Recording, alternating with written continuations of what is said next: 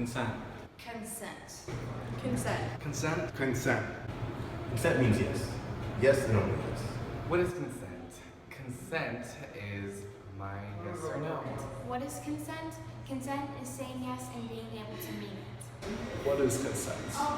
Consent is a process. It's perpetual affirmation.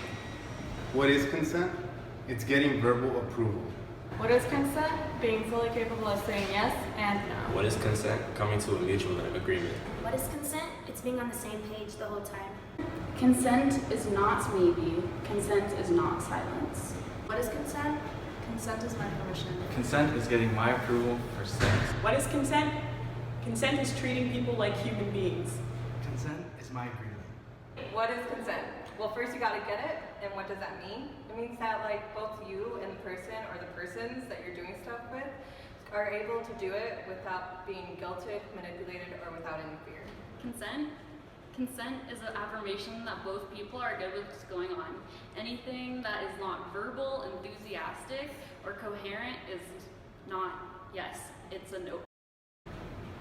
Consent is an audibly communicated yes regarding any activity between two coherent-minded adults.